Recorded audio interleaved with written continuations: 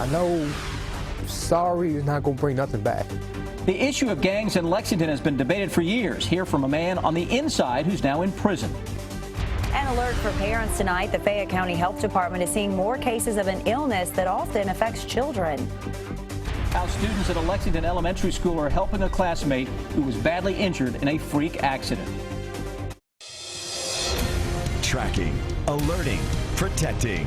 This is WKYT News at 6.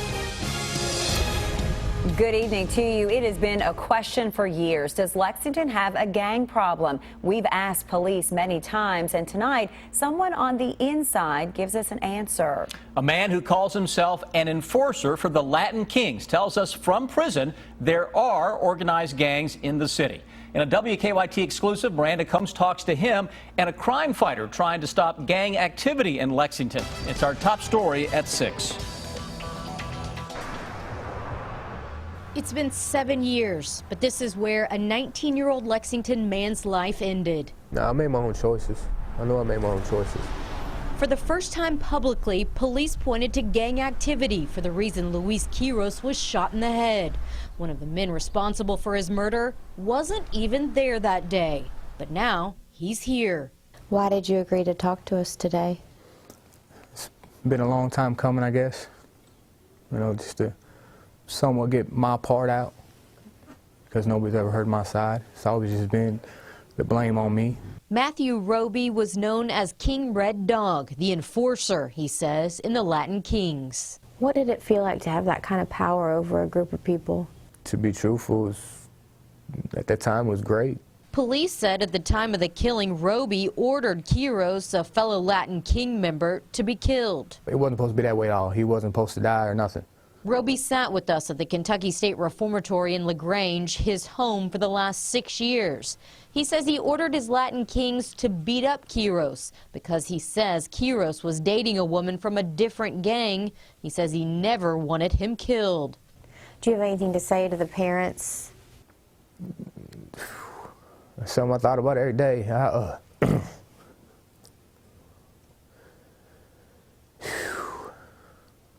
Take your time.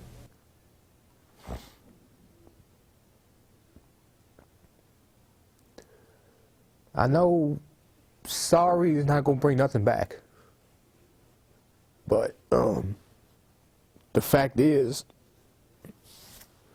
I just hope they understand that's not what I meant to happen.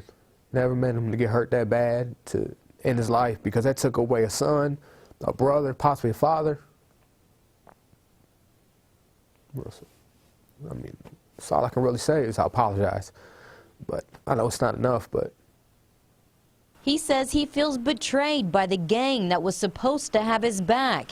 He says the only reason he pleaded guilty to complicity to manslaughter was because his gang deserted him. They just threw me under the bus, you know, started calling me an animal. Oh, he's a bad person. I can't believe you do that. And they didn't know the whole story themselves. That must have hurt. Bad. He talked a lot about brotherhood and loyalty during our 35-minute interview, pointing to tattoos on his skin. You read it says, he who keepeth his mouth keepeth his life. He opened his lips widely shall have destruction. So I kind of... So keep it to yourself? Yeah. You're going against that right now, though, aren't you? What's that say? Change.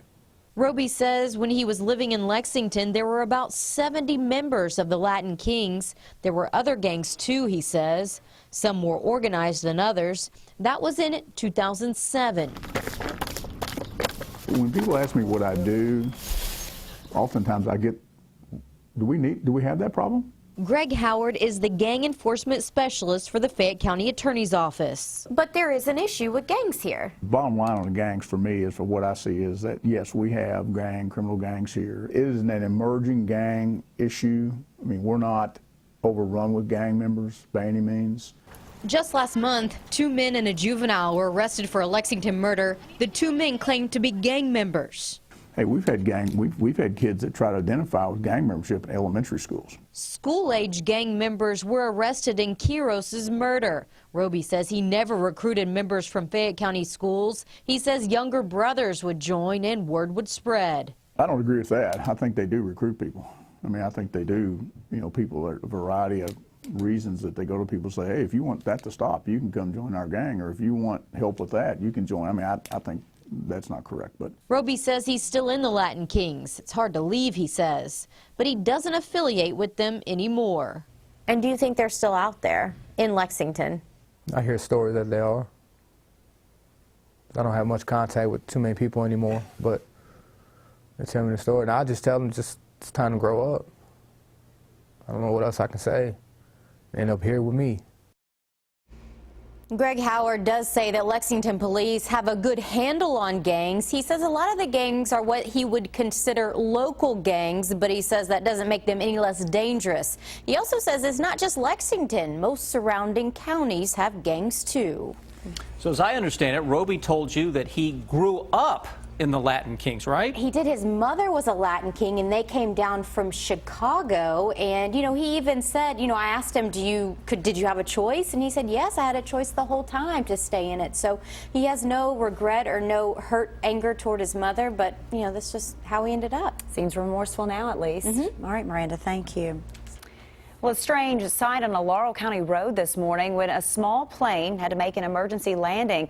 It happened on Highway 30 near London. Investigators say the pilot of the single-engine plane was flying from Michigan to Florida, but he started having problems over Laurel County and knew he needed to land. He couldn't make it to an airport, so investigators say he chose a straight stretch on Highway 30. He didn't know if he had an engine problem or if he was running out of gas, so he had to actually reroute from his original route because of the storms, and so he, like I said, he doesn't know if he ran out of gas or if he has engine problems. Well, the pilot was not injured. Police say the plane was taken to the London Corbin Airport to be inspected. With many swimming pools around Lexington opening soon, the Fayette County Health Department has an alert tonight. Health Department leaders say they've seen a rise in stomach illnesses, including shigellosis, and many of those affected are children. Kristen Kennedy has the health alert. The executive director of the Child Development Center of the Bluegrass, Erica Tipton, knows hand washing is imperative to keeping the kids she supervises healthy. Hand washing is the first line of defense in keeping children safe and keeping adults safe in a group care setting. So adults and children should wash their hands multiple times a day with warm, soapy water. Hand washing is considered the best way to prevent catching an illness like shigellosis. The highly contagious form of diarrhea has seen quite a rise in Fayette County. We've gone from 3 cases in 2012 to 2 cases in 2013. The largest leap came last year when the Lexington Fayette County Health Department came in contact with 157 cases. Since we've seen it going on for longer here in Fayette County, we're starting to see increased cases in other counties as well. Health department leaders are also worried that shigellosis cases could start spreading when kids start hitting the pools this summer. This city pool opens later this week. Chlorine will kill Shigella bacteria, but it just takes a little while for it to work. And when you've got a lot of people in the pool, it takes the chlorine even longer to work. The city's parks and recreation leaders aren't worried. They begin cleaning for the season Monday night. In Lexington, Kristen Kennedy, WKYT. And on WKYT.com, we have some interactive graphics about the number of shigellosis cases in Kentucky in recent years. Well, some showers and possible storms are bringing rain to parts of the Bluegrass tonight. Chief Meteorologist Chris Bailey shows us what he's tracking on the First Alert Defender. Hi, Chris. Hi, Amber. A little scattered, smothered, and covered action out there on Defender as of right now throughout central and eastern Kentucky. In between that, we're getting a mix of sun and some clouds. And here's the view out in front of the station now over top of Hamburg Pavilion. Little sun and, yep, little cloud cover. Everybody with the warm and muggy conditions. 76 degrees now, humidity pushing 70% at times. So that tropical atmosphere, you get into the heart of the afternoon, starting now to crank up some of those at least scattered showers and storms. Not so much across central Kentucky. A little farther to the east around the Stanton area. That continues down toward Beattyville into Lee County. Also watching scattered showers and storms now beginning to pick up in coverage and intensity from around Manchester, Clay County, across the Corbin area, Whitley City, Williamsburg. Hello. Those showers and storms into northern parts of Tennessee now beginning to weaken a little bit as they cross the border into southern Kentucky. What is out there, though, fairly fast moving. Some of that will begin to die off as soon as the sun sets. Where we have a little more in the way of some clearing, those temperatures are into the upper 70s to around 80. If you're out this evening, muggy 70s will give way to a few upper 60s with an isolated shower or thunderstorm threat. Here's what I'm tracking, though, for the 7-day forecast, guys. Cooler air on the way. I've got a taste of September that shows up. Don't know if that'll last into your holiday weekend. Memorial Day weekend worries when I come back in less than 10 minutes. Well, as the school year is wrapping up here in Lexington, a 4th grade class is learning an important lesson about supporting one of their own. The students at Sandersville Elementary School are trying to make each day they have left count for a classmate. Sean Moody has their story new at 6. How much is this again? $44. The kids in Katie Rose's class are doing a lot of math today. So 78 and 5. How much is our total then? 83. $83. But these aren't just word problems. $3.25 is right here, plus another 3. For these kids, it's personal. Our friend Alex. It happened like in 2 seconds. Araceli Silva is Alex's mom. They were outside playing, him and my little sister, and he fell and hit his head on the concrete outside. Alex was in the hospital for a couple of days. He fractured his skull in 2 places. The first thing Alex told me was, "Mom, I was lost. I was in the hospital. I was lost. I didn't know where I was, but I saw something really shiny, God talking to me, telling me, you know, your mother loves you, so I'm giving you a second chance." Doctors say it'll take a while for Alex to completely recover. He's got a lot of doctor's appointments in his future, and his parents may need to miss a lot of work. We found out the news and we were just devastated. Miss Rosa's kids decided they needed to help. We're doing this to raise money for his family so it won't be too much for them. I'm looking at probably a total of close to $200 just on our first day. Are you helping us count over here? Awesome. What's 14 plus 5? Oh, that's 19. With each penny or quarter or dollar bill that comes into Miss Rose's class, Alex's mom is a little more thankful. But it just means the world to me that everybody is trying to pitch in and help my son, you know, because nobody ever knows. In Lexington, Sean Moody, WKYT. Some important lessons being learned and taught by the kids there. The school is also selling newsletters the students made and balloons for graduation. The money from those sales will go to Alex's family. Well, Kentuckians head to the polls tomorrow to narrow down the candidates in statewide races. In the race for governor, Jack Conway is expected to easily win the Democratic primary, but the Republican side is a lot closer. A WKYT Herald Leader Bluegrass poll released last week showed Matt Bevin, James Comer, and Hal Heiner within 2 points of each other, with Will T. Scott trailing. Voter turnout is only expected to be about 10% tomorrow. So we asked WKYT political editor Bill Bryant how that will impact the race.